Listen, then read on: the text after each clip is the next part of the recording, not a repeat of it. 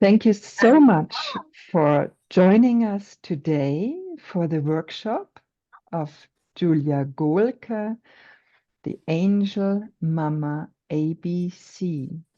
So a big welcome to all of you who have joined us today. And I am very, very pleased, Julia, that you are giving this workshop today.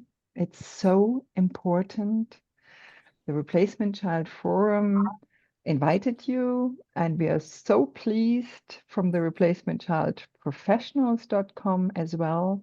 Art and I, we are both the co-founders of that website as well. Replacement Child Forum I had co-founded with Judy and Rita. So we are very happy, Julia, that you're giving us this chance to present your deep experience on this matter. And you are a professional too. You are a grief and growth coach, which I think is a great title, Grief and Growth. And you are therapist, a TCM therapist, and you are a systemic therapist in training. So you have a lot to give to us tonight, and I think we will have a great discussion after as well. So over to you, Julia. Thank you. Yeah, thank you, Kristina. Thank you for having me here. Thank you for inviting me. It's been a great preparation for this because I haven't had a talk in quite a while about this topic. And it's been interesting for me to see how much I've been grown too since the last time I spoke about this. And I want to start with giving you a little bit of an overview about what we are going to do or talk about today. First of all, I'm going to talk about who's this webinar for, because as you can probably already tell, we're quite a mixed bunch of people here. So who am I going to address today? And then we have the ABC, A for acknowledgement, B for backup, and C for coping and healing. And last but not least, because it's very important with that, especially in connection with the Replacement Child Forum on the topic of replacement children, I want to talk about pregnancy and parenting after loss. And this will take maybe 45, 50 minutes. And then we will have some room to get into conversation about this topic. You can ask questions, but also share your thoughts. Maybe there were things that triggered you, like with this topic, that might be likely. And I want to already give you the room for or the allowance for that, and to also bring it up, talk about it. So my welcome and introduction.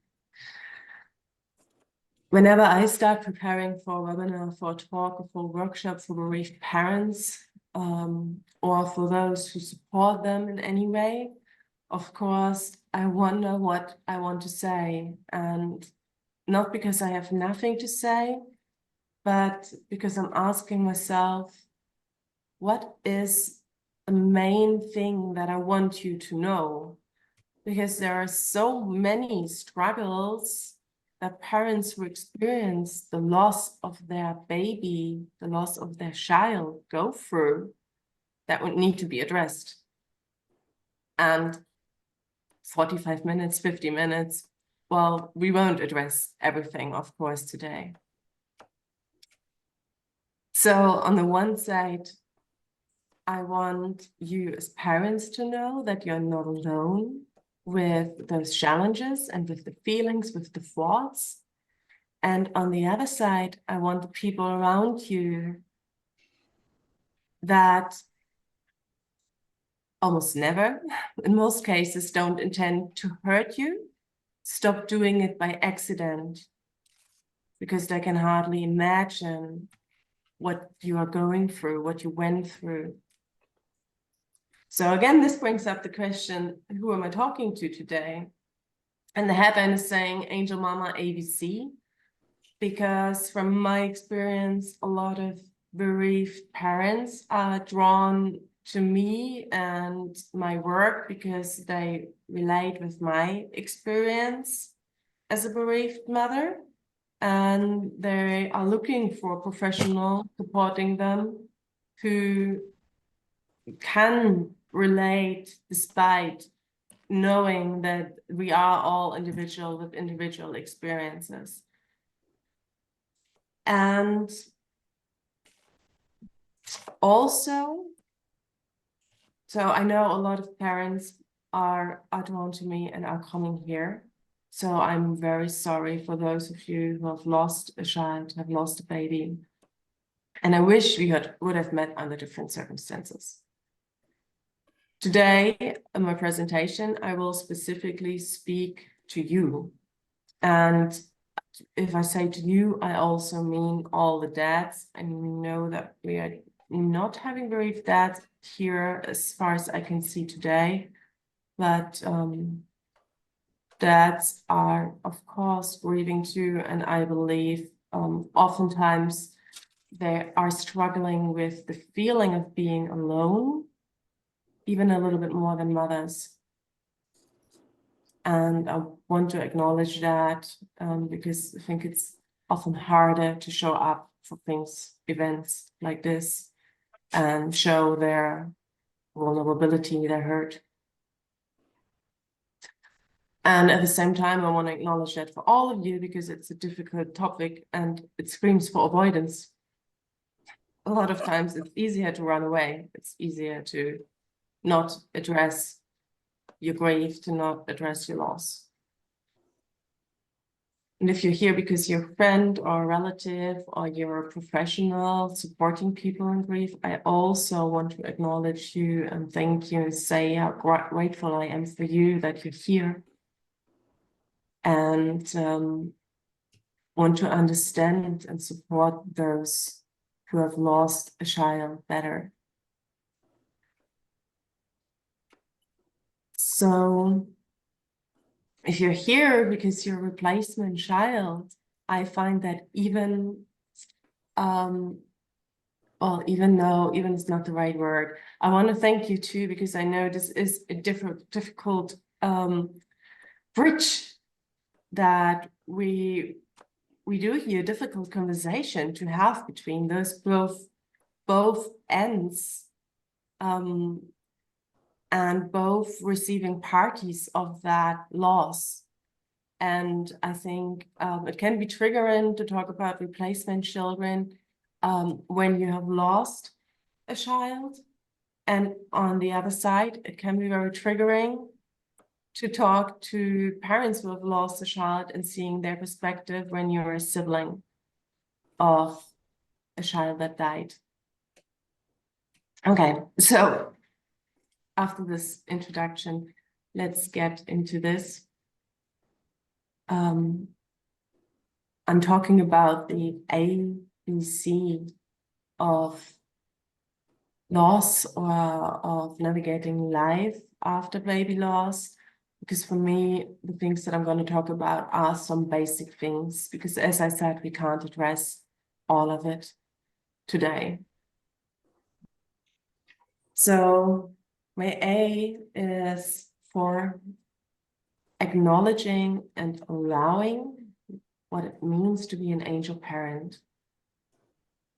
So first of all, the definition for angel baby in Germany, it's Sternenkind, so star child, which is a nice way to say that is a baby that died. So for a lot of us, it's easier to speak about angel babies, Sternenkinder, as parents, but also with people who haven't experienced it. But I want to also acknowledge that behind that nice wording is a very, very real loss. So the definition is children who died in the womb or shortly after birth, by definition in the first year. So this can be in the first week of pregnancy up until the last weeks. Then we call it stillbirth. And you call it stillbirth because you're giving birth to a baby and you never hear the first cry. And it can be also a premature born baby. That is the case for me. My son was born in the 26th pregnancy week, and he lived for 5 days and died in my arms. And it can vary a lot. And there can be sudden infant death syndrome, SIDS, or other losses.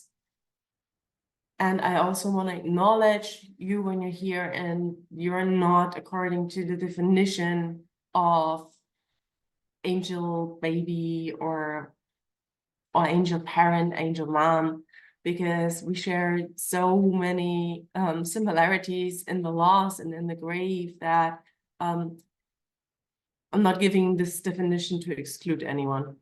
Yeah, it's very important for me to say that, but I wanted to give that definition for some understanding. So I call this an attempt of acknowledgement. And I want to talk about what it actually mean to be an angel parent. It means that you have experienced a loss that no one could have prepared you for. No one. And I mean that also for parents who have known that their child might die, who have known before that there is some genetic defect or some other health condition that might lead to death. You can't be prepared for something like this. It's often a traumatic experience, and there are secondary losses that come with it. You lose your baby, but you also lose the future that you hope for, the life that you hope for, the chance to parent your child, to see your child grow up. Oftentimes, it means that you lose the trust in your body, you lose the trust in life, you lose the trust in other people, potentially. And it has impact on other relationships around you. It impacts friendships, it impacts how you relate to your family. So oftentimes, for those of you who have lost a baby, it is a very different experience than for those around you, because they don't know exactly what you lost. They don't relate to it in that way because they never see or met the baby in the way you did.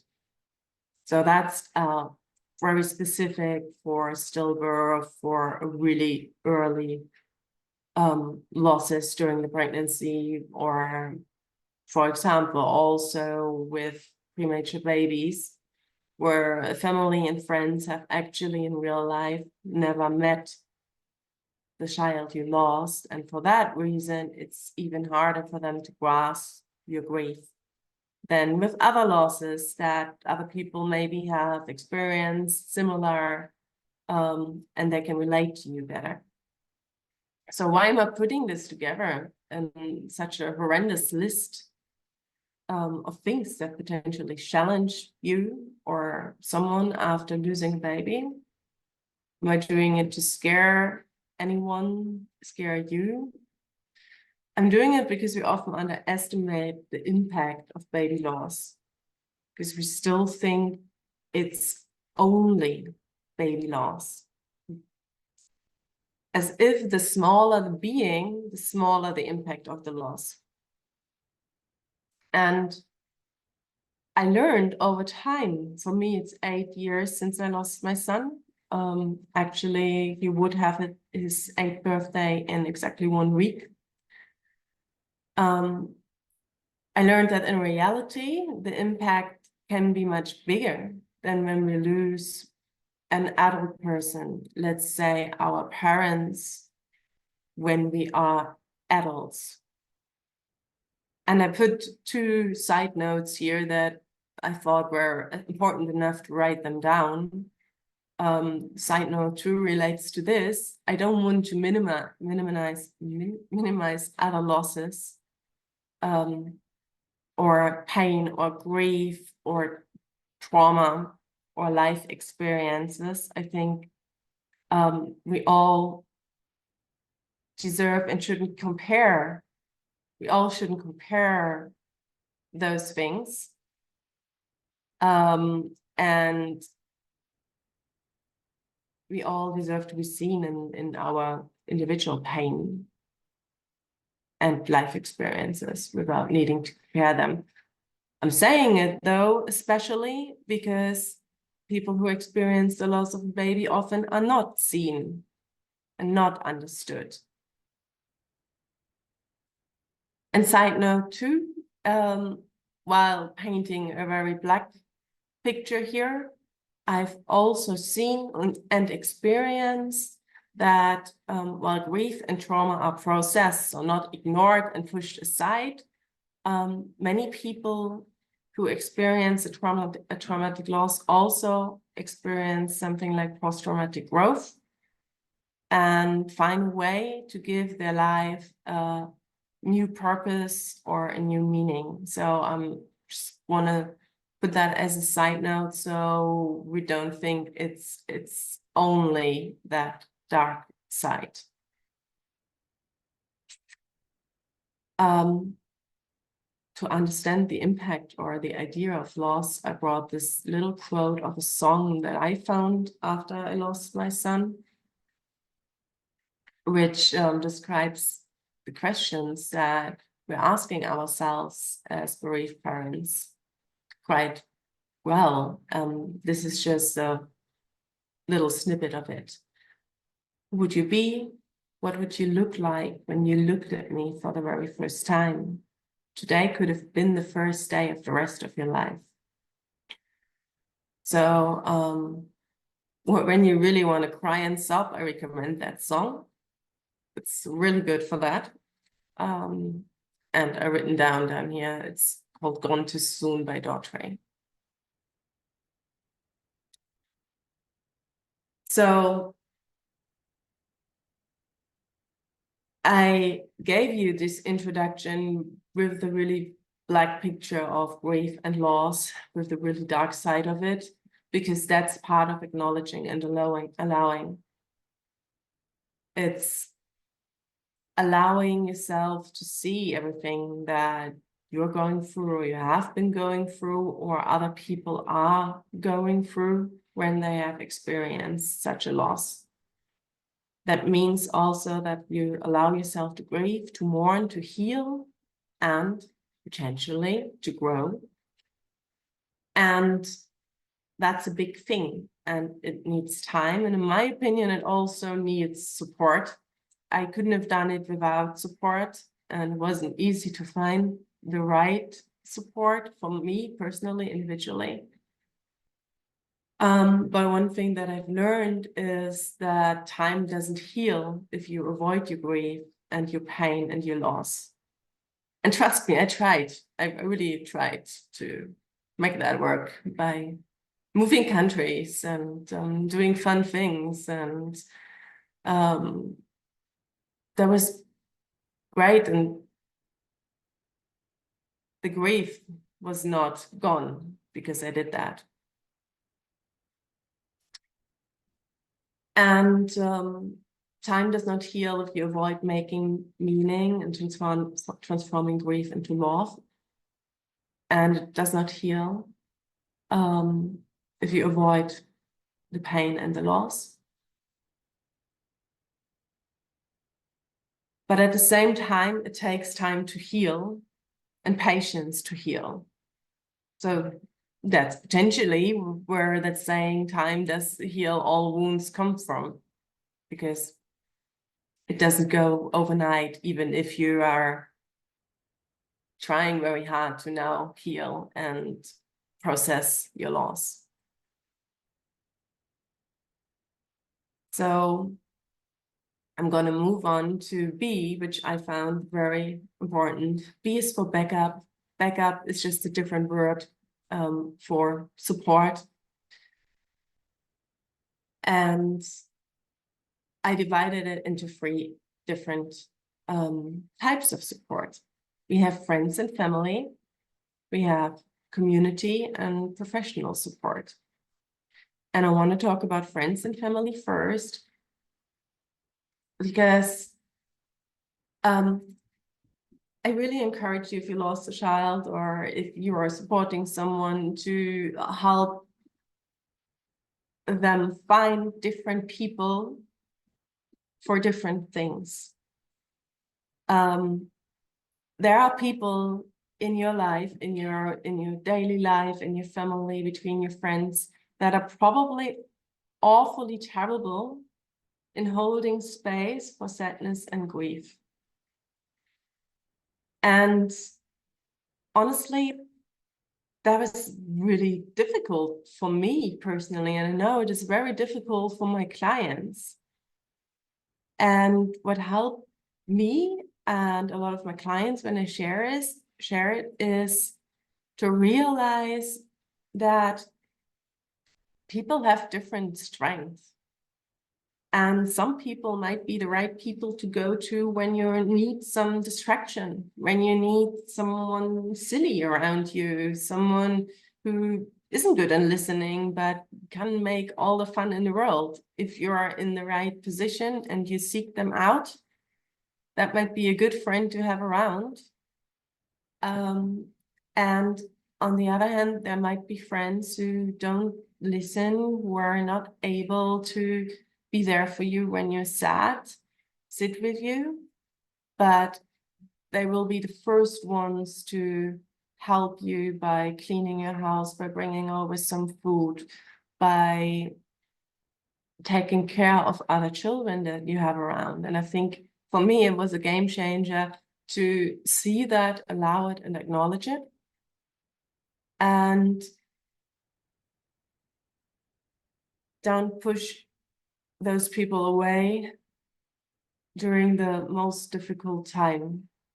I also, when you're a support person, when you're family and friends, want to put in a word for grieving parents, because it's the hardest thing to also think about what other people need and do and are strong in and want. And oftentimes that is what we need to do, because people might get offended when we don't reply to a text message or any other thing. So you kind of hold your own grief while you need to tiptoe around other people so they are not offended by, or yeah, they are not too hurt by what you're going through. So I think this is just an experience of being human.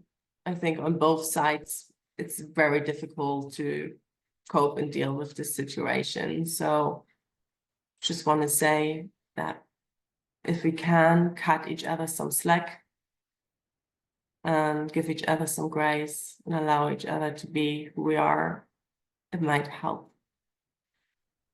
And then, of course, friends and family bring limitations, because they are not therapists. They have their own lives. They have their own family, their own struggles, their own grief, their own pain, their own experiences. And even the best people that are very good in holding space for your emotions might reach their limit because they're just human.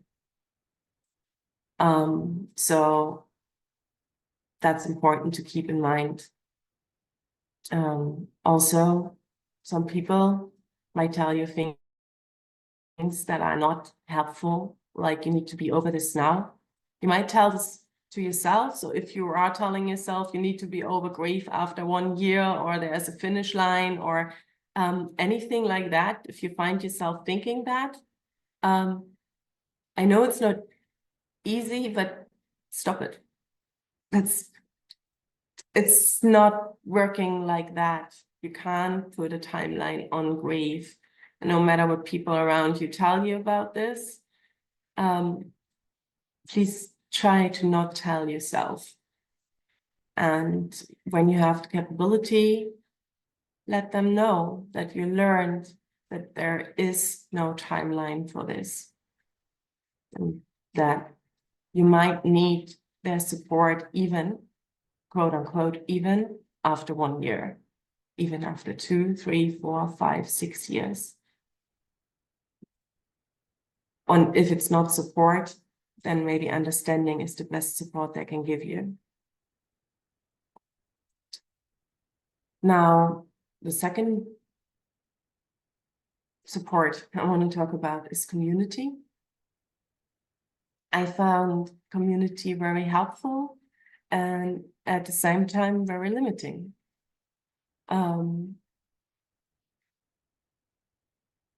With community, I mean grief groups, peer group, basically, groups of other people who have experienced something similar. You can find them in a grief group specifically for bereaved parents. You might find them in an online community on Instagram, or with charities, where oftentimes other peers are helping you on a voluntary basis. And this can be an amazing support because you might feel understood, you receive empathy, validation. It's oftentimes free, so this is very important because you probably just spent a lot of money preparing for a child, and money for most bereaved parents is not available that readily. Like even the now I don't have the right English word, Beerdigung. Funeral. Funeral and funeral costs. Thank you, Kristina.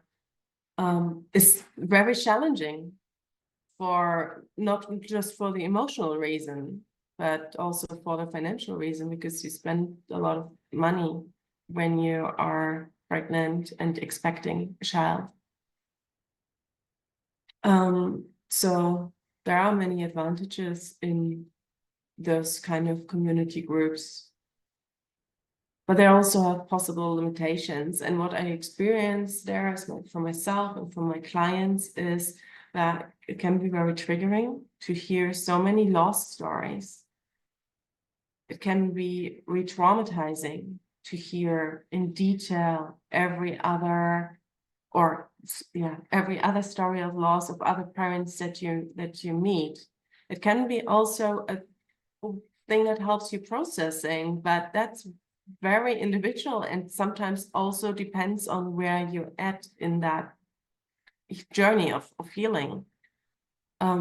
It might heighten your anxiety and fear, and your next pregnancy after loss might be even harder than it would be without hearing all the other ways of loss and possible death of your children, or of other children. So be careful with community to set your boundaries and figure out what's really good for you, and not just jump in it and be and just think like you need to be okay with everything in there, and find out what's really good for you.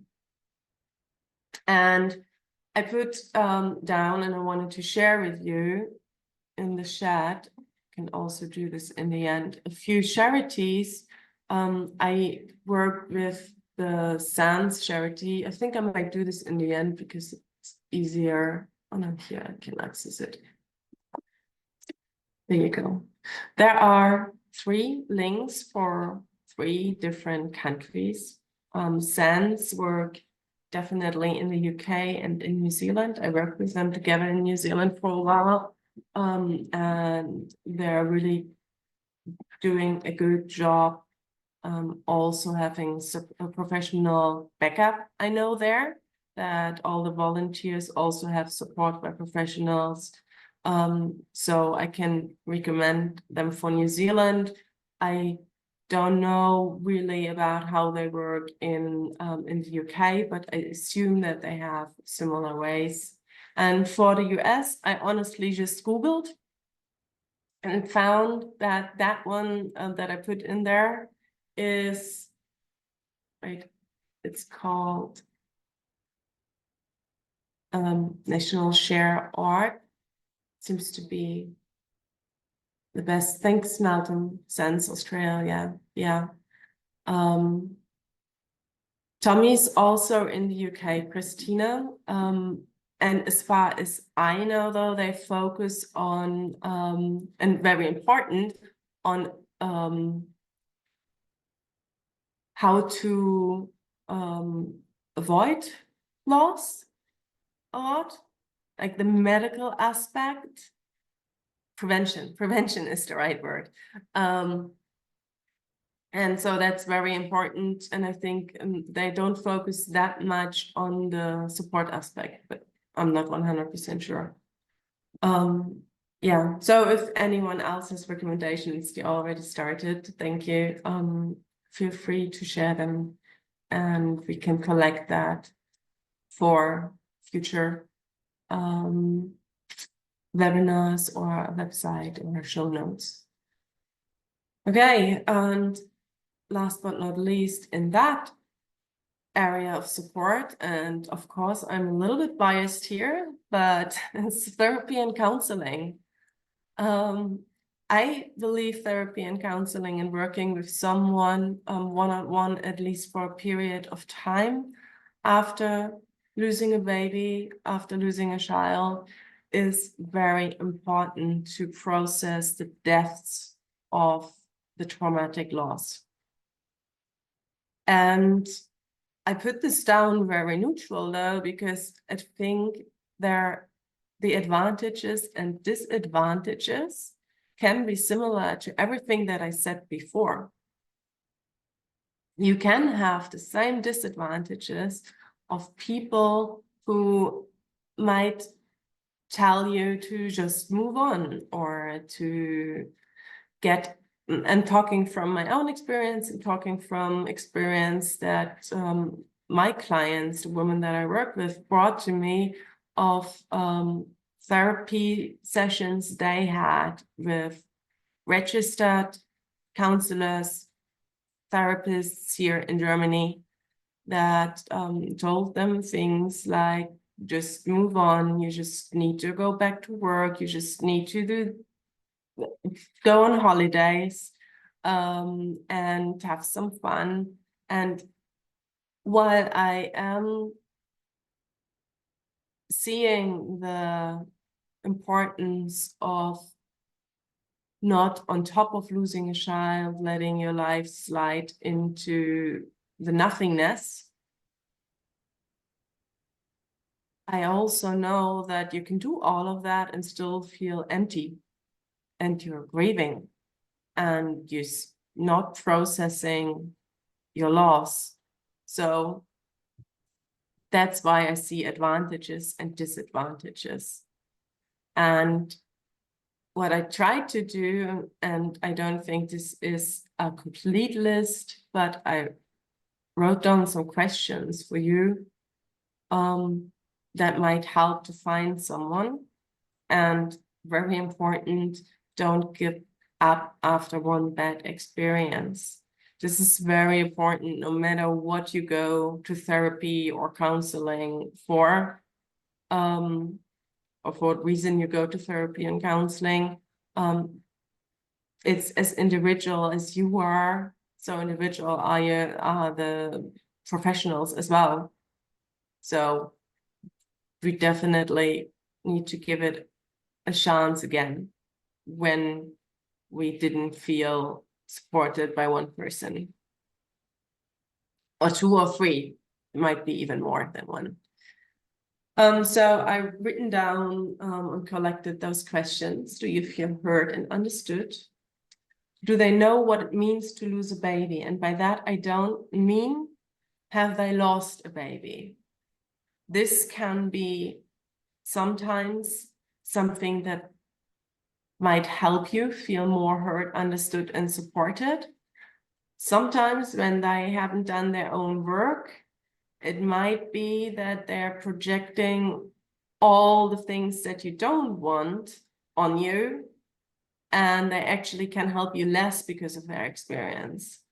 So what I mean when I say, do they know what it means to lose a baby, is, have they actually looked into traumatic loss, baby loss, grief, how to get over grief, and or work through grief, not get over it, how to build up, for example, a relationship with a lost person in any case. Do they know about the body work, about what grief does in the body and how to work through this? What trauma does in the body and how to work through this? Can they support you in rebuilding your life and identity in a way that suits you? And not just means putting the pieces back together the way they were before necessarily. And can they support you through all the unique challenges? For example, pregnancy and parenting after loss, or finding meaning in a way that you feel validated and valued and not pushed into something that you're not ready for. So this, of course, is also open for discussion in the end. Maybe we can all find and agree on more of those things that are important when you look for someone. And I think you got possibly 3 or more people here already who might fit that checklist. Plus, you need to individually feel safe with them. But of course, this is just like a general idea or collection of questions to ask yourself when you're looking for someone. And C is for coping and healing, or what you can do to start healing and growing. And this is actually something that I could fill a whole course about. I work with people for months, sometimes depending on what they experience, longer. So there is no big fix. Nevertheless, I want to give a few things that you can do without having someone sitting with you or having the counselor, therapist right by your side. And one thing that is very important is to allow and feel the emotions in your body. On the one hand, it's important to let them out. It's okay to scream, to cry, to hit a pillow if things are stacking up, rather than swallowing it down and hiding it and storing it in your body. The other thing that we often forget, especially in grief when we lost someone, is our breath. Like the first thing we do, usually when we experience something traumatic, is holding our breath.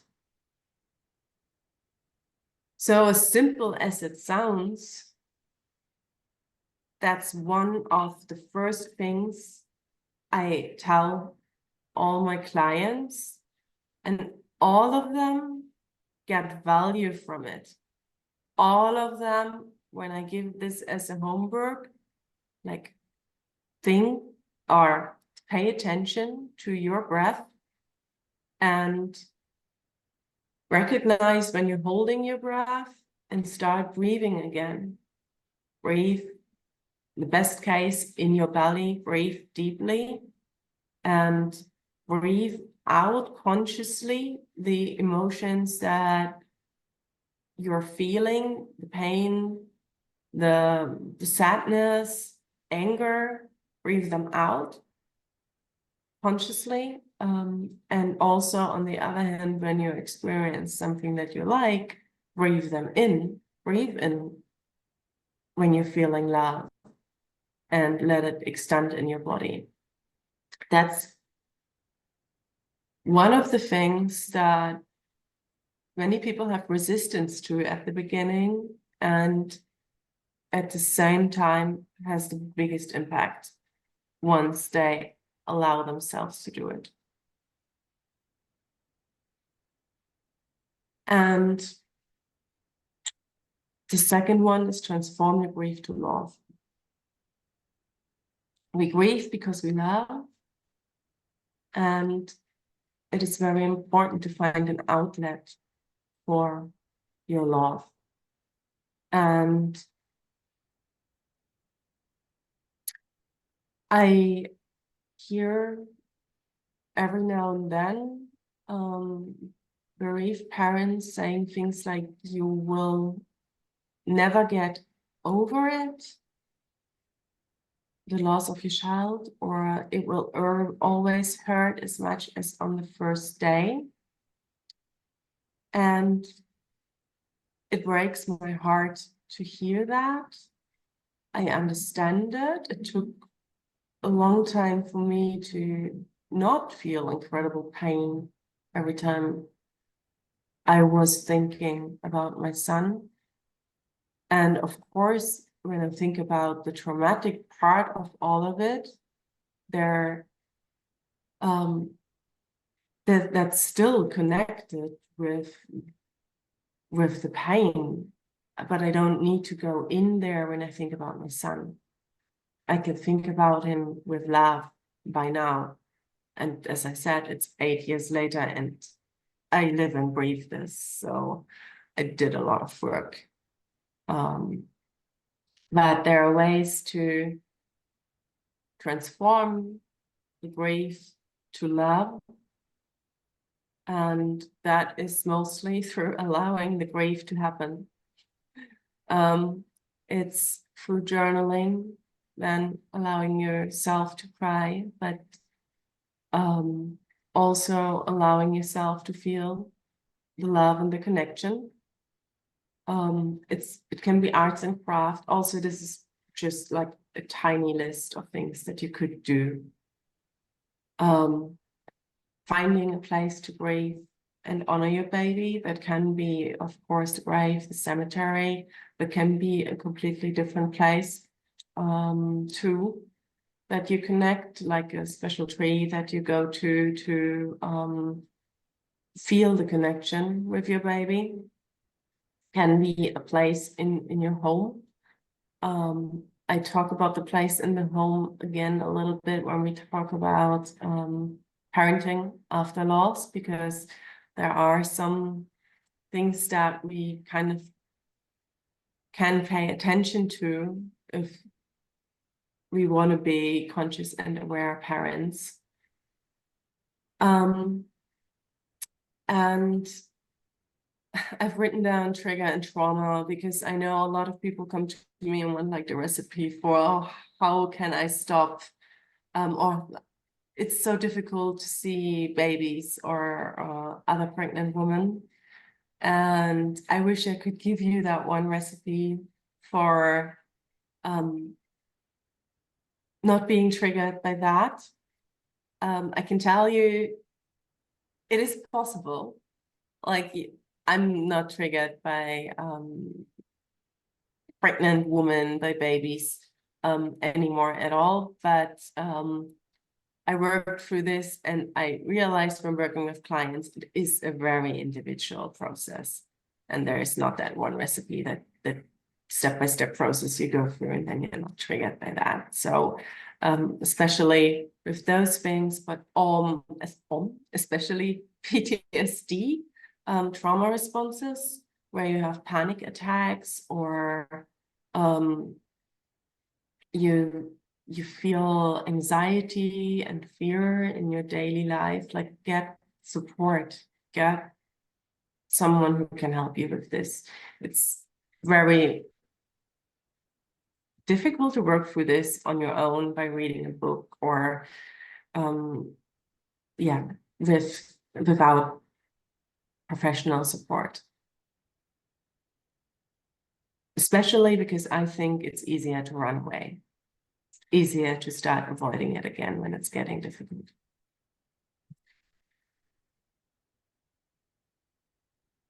Now, this is just a short list of all the things that are part of coping, healing, growing.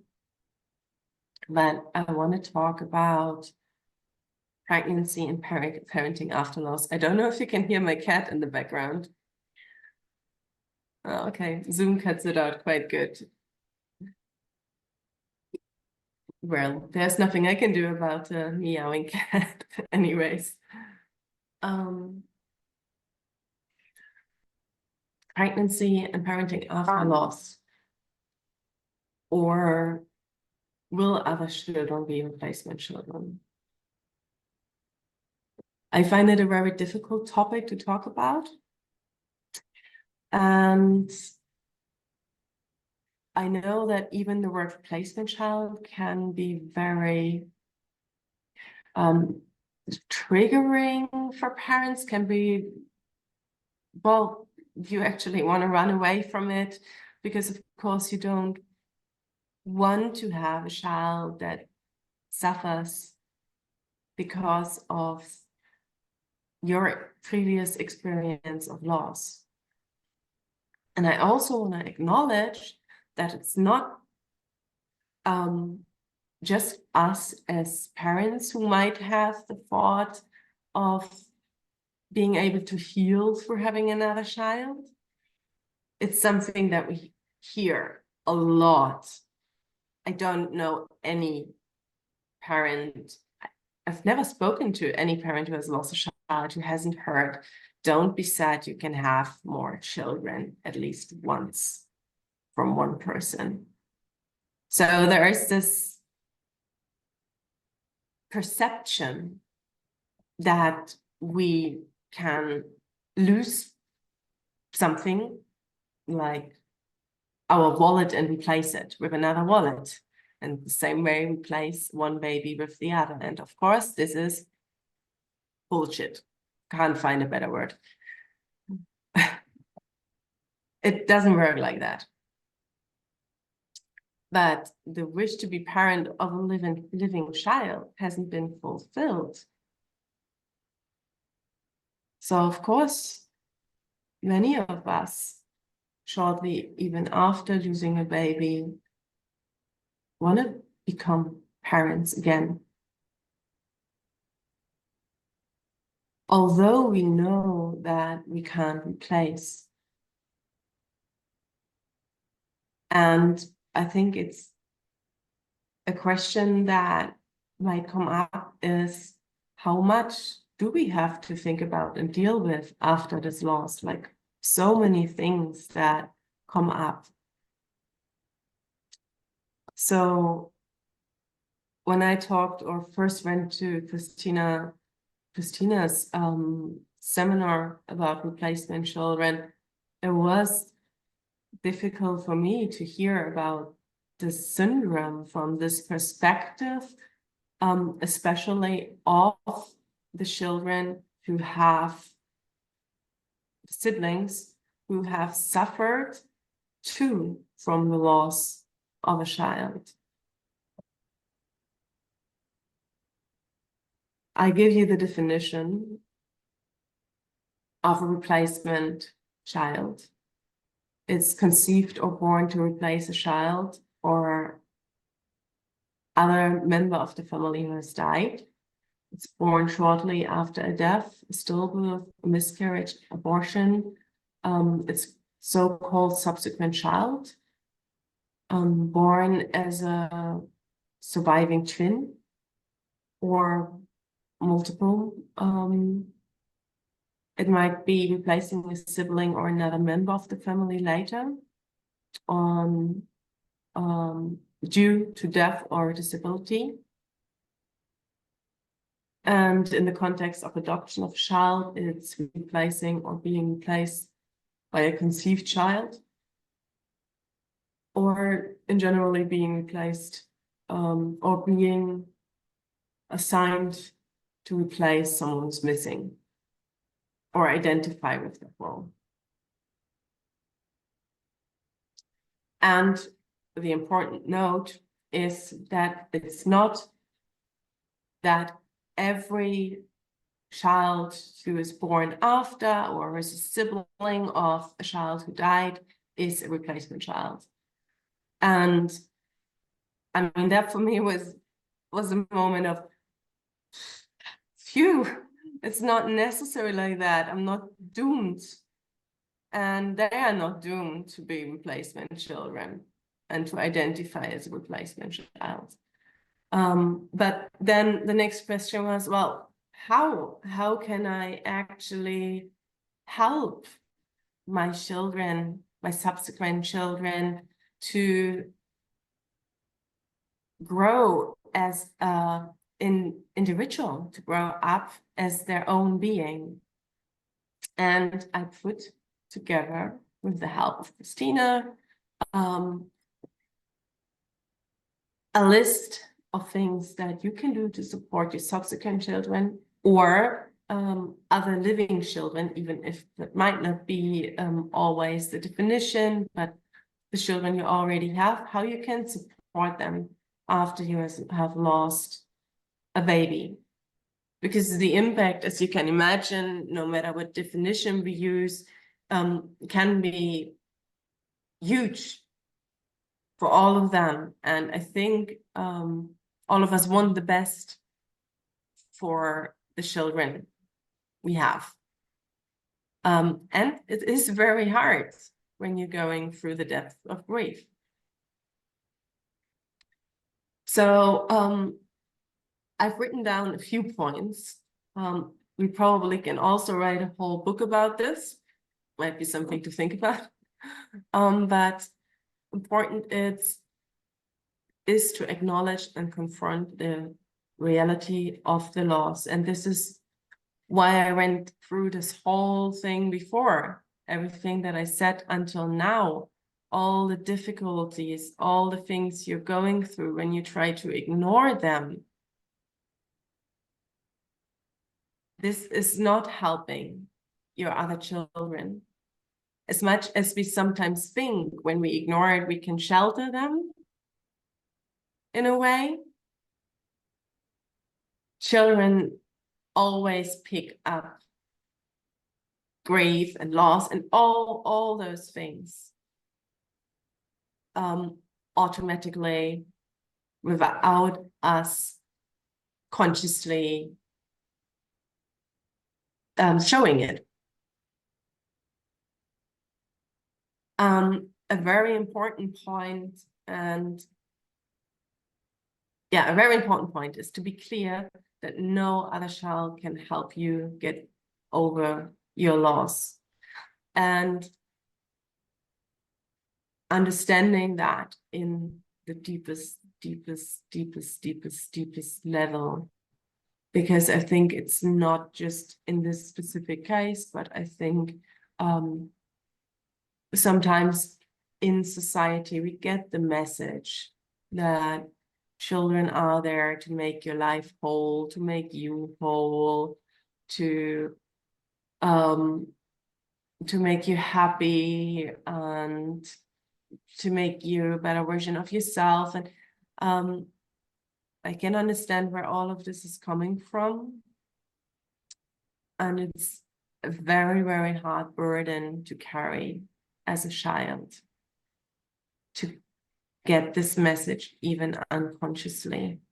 And I think it's something that might come up for all of us every now and then, that we are like, of course, we're happy when we have our kids around us, when we have living children.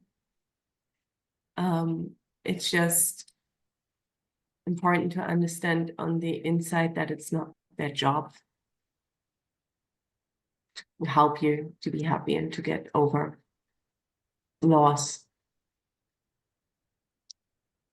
The other part, and I know that this also is difficult, is don't reuse certain items, clothes, and toys. Now here, it is not a general rule in the sense of you can't use any of those things, because I know that financially sometimes is not possible. It just doesn't work to buy everything new, and you would reuse things too for any other sibling. And still, I learned it is very important to don't reuse the things that you specifically connect with the child you lost. Like if you had something during your pregnancy that you already were connecting very much with the lost child, let it be theirs. You don't need to throw it away or give it away or whatever, but let it be theirs. And make sure you're not putting it on to someone else, making it easier for you to project the one identity onto another.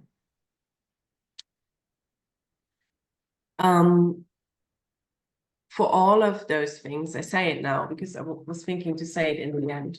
For all of those things, I believe sometimes this can be very difficult because maybe we find ourselves having done already things like this. And I wanted to say that in the end, there is, like, of course, there is no perfect parent, no matter what we have experienced. And of course, sometimes we're doing things and later we're learning, oh, this actually wasn't good for the development of my child or in general for my child. But it is important to, I want to acknowledge that you're doing the best you can. And I believe by being here and learning about things now, you're doing the biggest thing you can do. And when you've done something before that is in my list, it's not all lost, for lack of better words. But you can still acknowledge that now and be aware and maybe grieve for what you did, what you would do different after learning. That's also completely, well, it's very important actually to not just push that fact away too. Build trust in your body and yourself. Is an important part. It's important for pregnancy after loss, but also, of course, for parenting. And you can do this in many different ways. One thing that I can recommend and has been proven to be very helpful for that is actually the practice of yoga. I know some people are completely against this, and I was not a big fan of yoga once, but I recommend to try it. And the same thing as for professional counselors and therapists.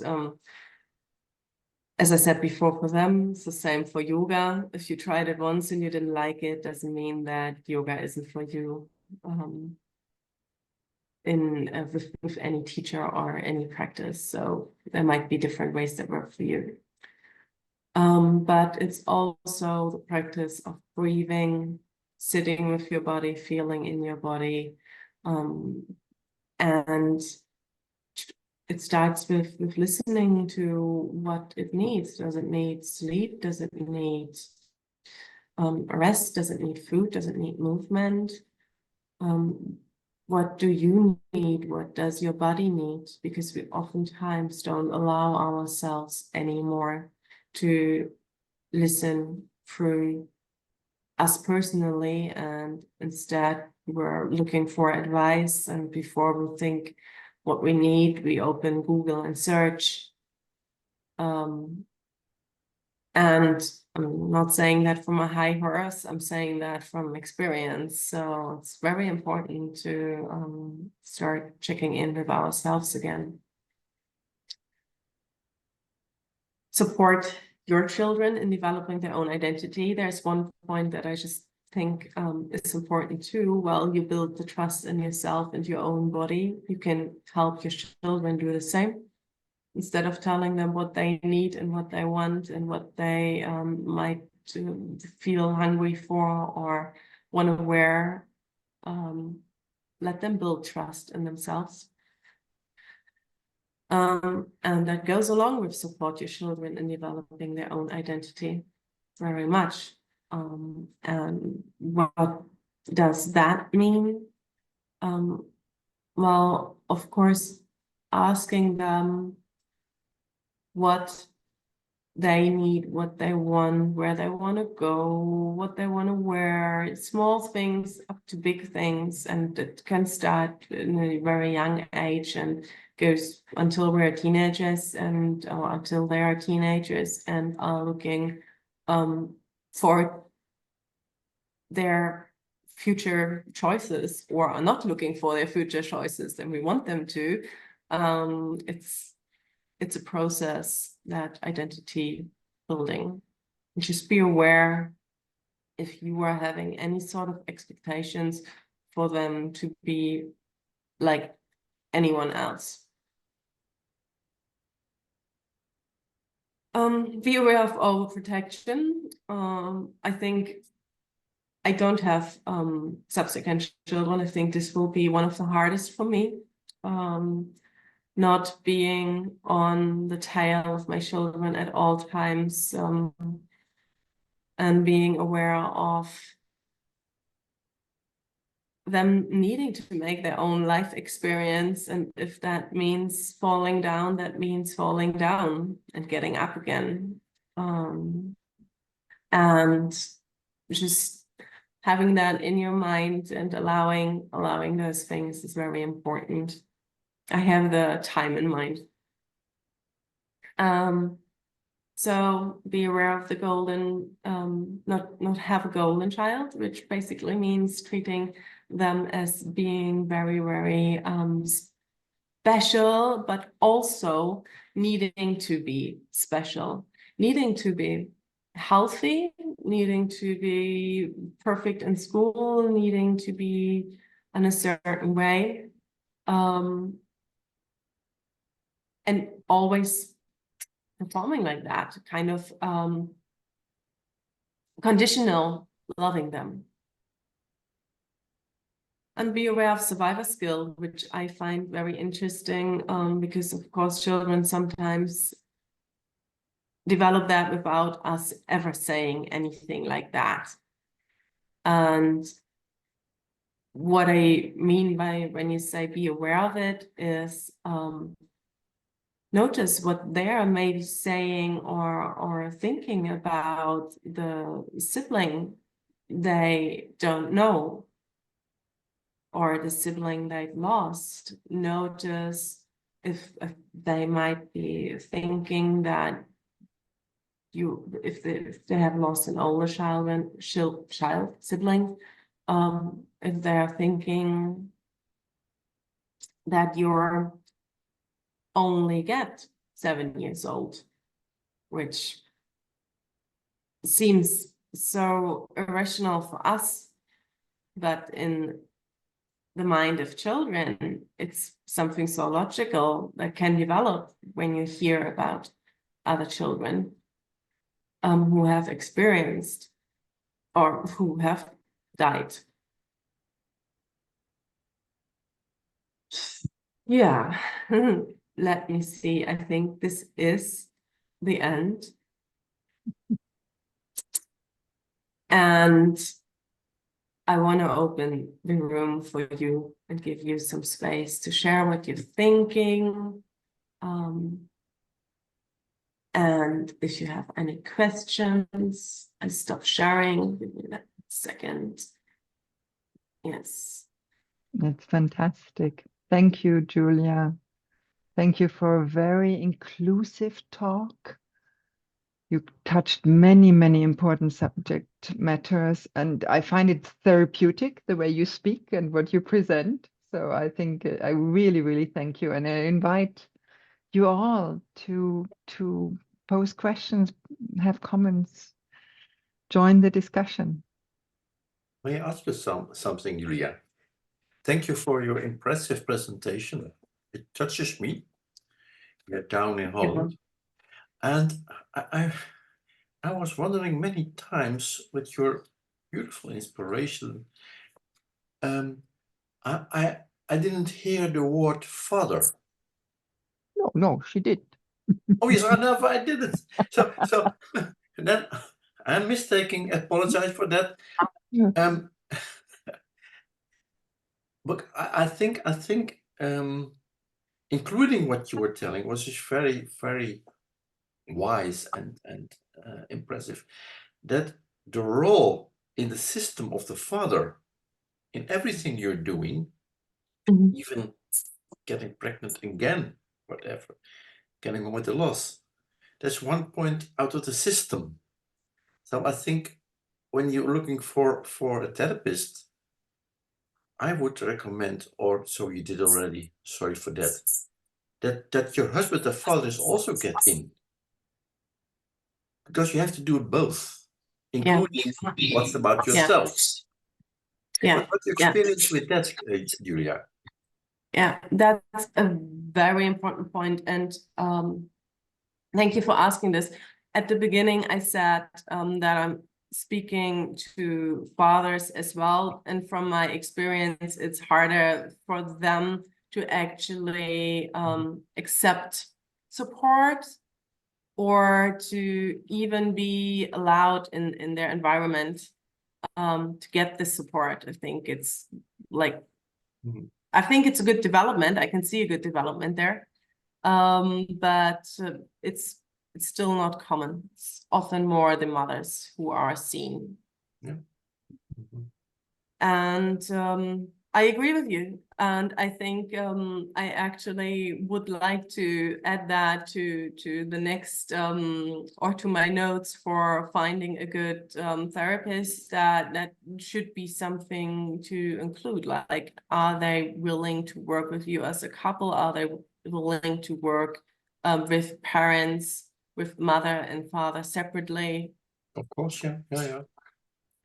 Because that's very important. And my experience is that mostly curious mothers if come to me. Okay. Mostly mothers come to me. Yeah. And I need to specifically invite the fathers for a couples session.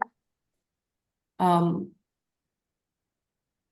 often it stays with minimum of sessions for the fathers, because it's well, I think what I want to give most fathers is they want to give the support to their wife, to their to the mother of their children.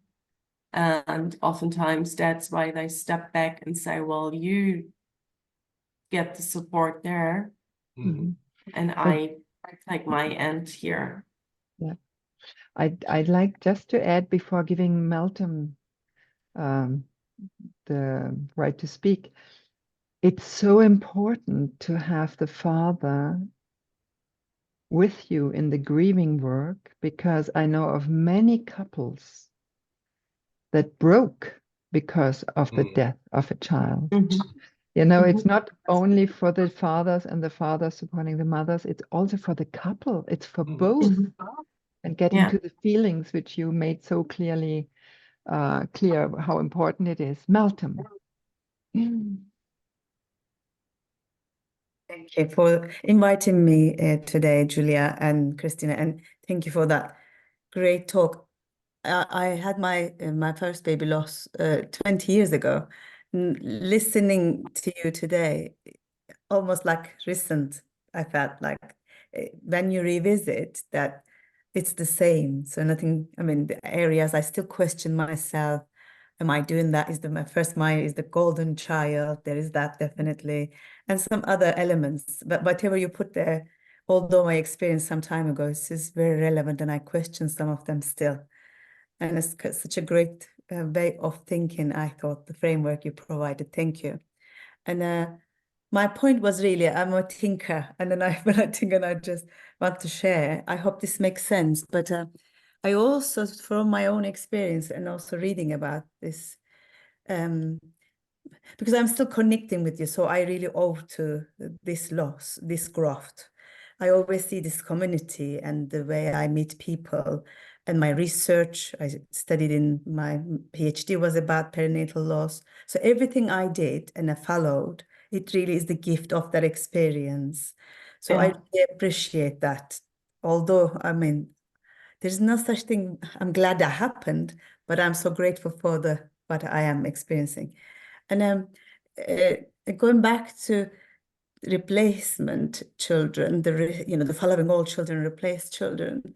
I don't know, maybe I put myself at ease with the idea, because your experience is tempered. No longer is yours is the script one. Yours is off script. So you're the experience, not hearing your first child's. But that was really powerful for me. I never thought like that. And then, so that's a different experience, that tempered or different. That experience then allows you to coexist the two. There is the thing, I think, the letting go the other, because then otherwise you can become a very anxious mother for the living one, because there's a risk losing them too. So in a way, you let go other, but you let go this one also. So it helps each one another. There's this coexistence.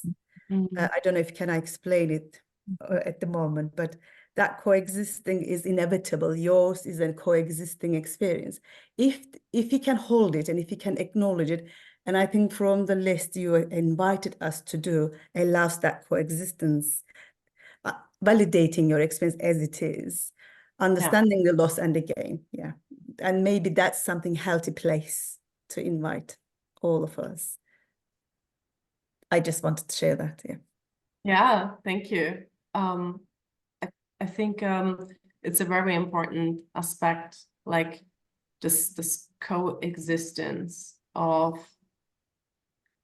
grief and love in one way, of being mother to a child that died and being mother to a living child. And I also, it kind of stuck with me that you said, like, everything that you did since then was kind of connected. And for me, I have a similar experience, and I experienced immense growth and also healing past the point of the loss. So further down my past, more healing and healing and healing and healing. And I'm very grateful for that. Whereas on the other hand, not wanting to say that I'm grateful for the experience of losing my child. So that's very important aspect, but I think it's a choice that we can make to heal and grow from a traumatic experience, which for me is the only option, actually. But it doesn't mean that that with that we're saying, yeah, okay, we needed this experience to heal and grow.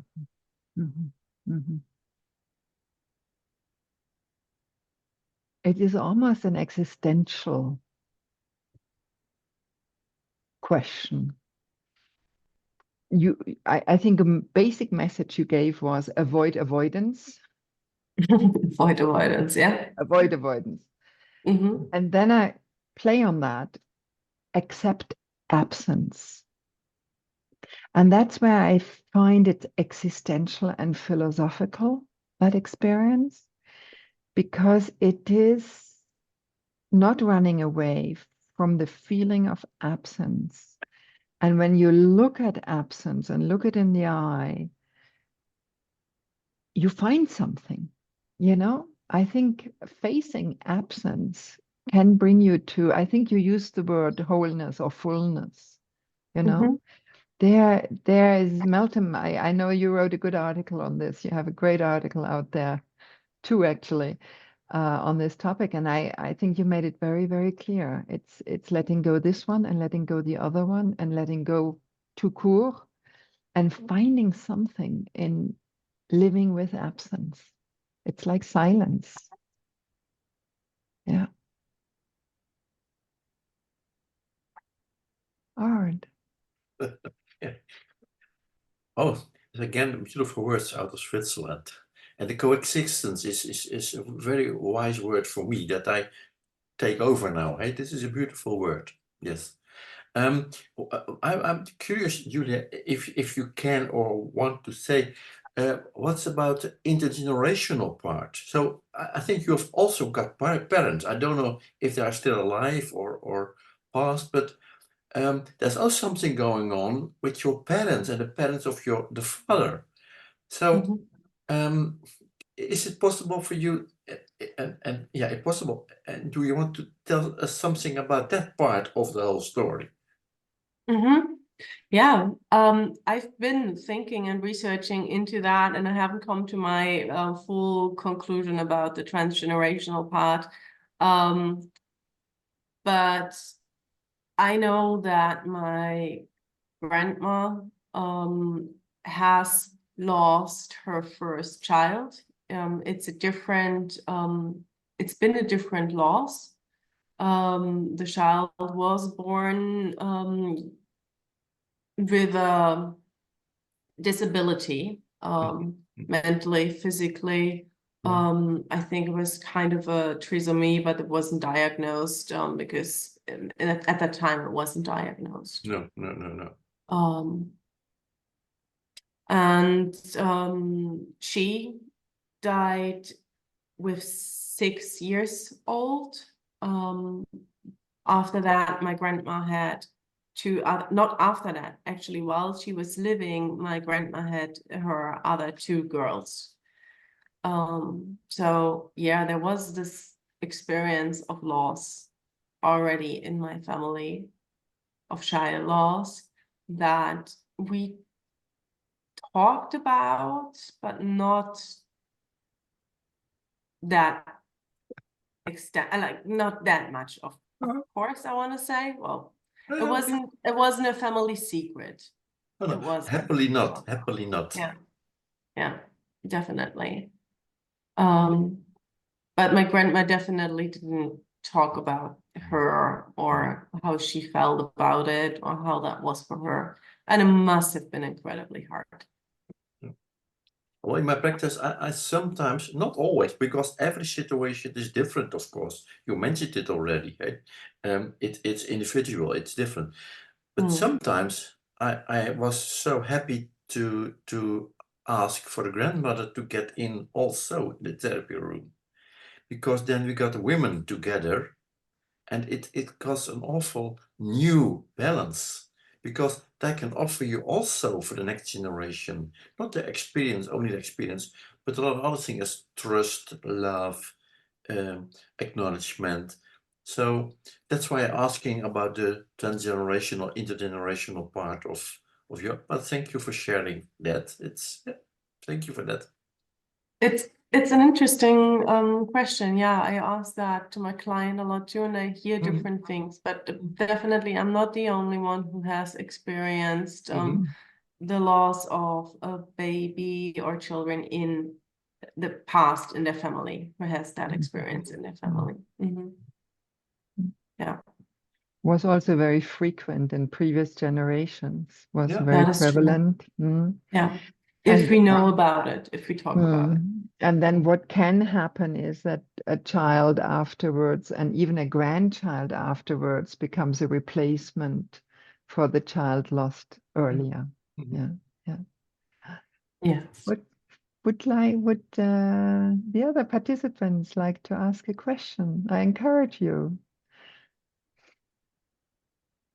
Or share a thought.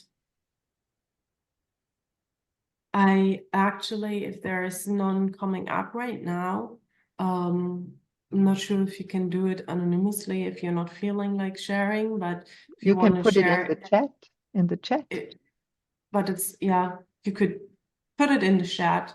What's your experience if you're here because you've lost a child, if you're here because you identify as a replacement child, or if you're here as a professional, or more roles, which often is the case, I think.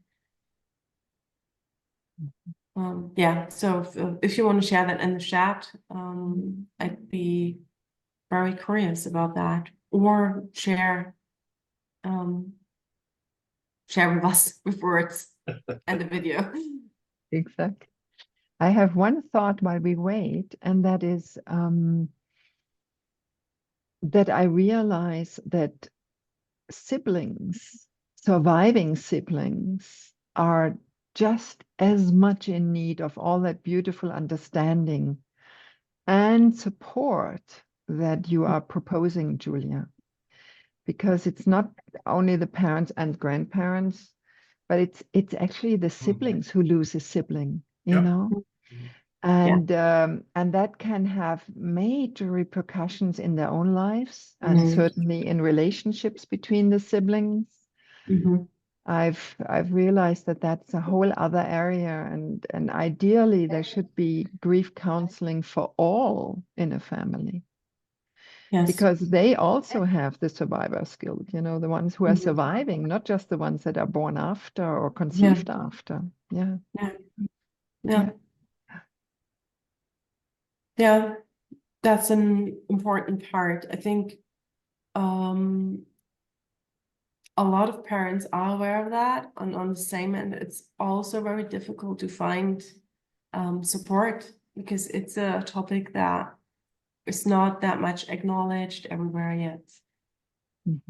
So it's not like you find someone on every corner. Yeah, that's true. I do want to emphasize, Kristina, that in fact the siblings are hugely important. And yesterday I've got what's it called, an Elvish Child Meeting Day, all elderly people. One was 81 years old as an Elvish child, and he was crying about the loss of his brother. And it happened 79 years ago. Okay. So the influence of that, and it makes it so intensive, also emotionally. So I do fully want to agree. Let's have a view also to all the participation in the system, in the family. And that's difficult because there's so much to do with the mother, of course, starting the mother and the father. But I agree, the siblings are huge, and I must say the grandparents. Absolutely, the grandparents, because it's also traumatic for a grandparent in another way, of course. But don't forget the grandparents. Mhm. Especially I was notified a month ago when the grandparent told me that one of his grandchildren passed away a month old, and he's got his name. So the Yes. name of the grandfather was given to the child True. that lost his life after a month. So what's happening then? So this is huge. Thank you. Yeah. Thank you. It is huge. It's a huge, It's huge thing. so It's the most overlooked trauma I think there is. Absolutely.